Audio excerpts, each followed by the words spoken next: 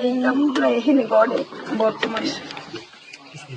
জামাতে ভোট দেওয়ার কারণে যদি আমরা এরকম খুঁজে থাই, আল্লাহ তারা নিজের থেকে কয় আমরা জলায় বাইরে নিয়ে আমাকে জলায় বাইর করে নাই।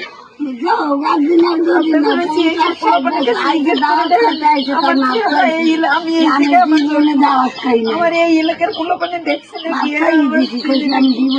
আমি কেউ কোনোদিন একটা বড় মুখ করে কথাও কই না, চুপচাপ তাই কেউ ঝগড়া করলে চাইছে শুনি। আমার এই অবস্থা।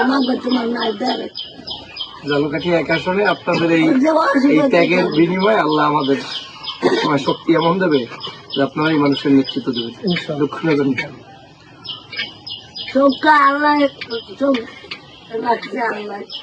বাজারের পাশে ঠিকই থাকি, কিন্তু আজ পর্যন্ত এরকম কেউ কইতে পারবে না।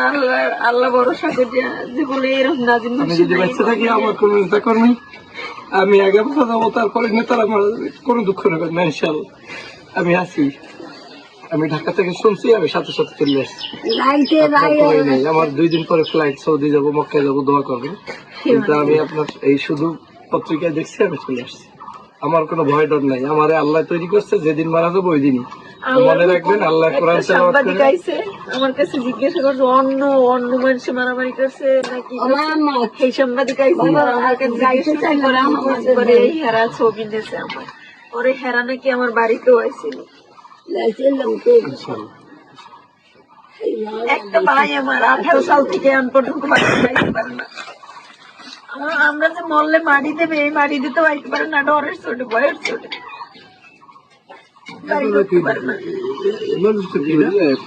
আপনার আম্মা, আমি দুজন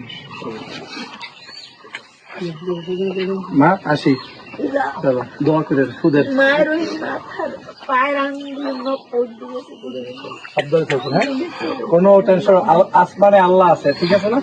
দুনিয়ায় আর কোনো টেনশন নেই।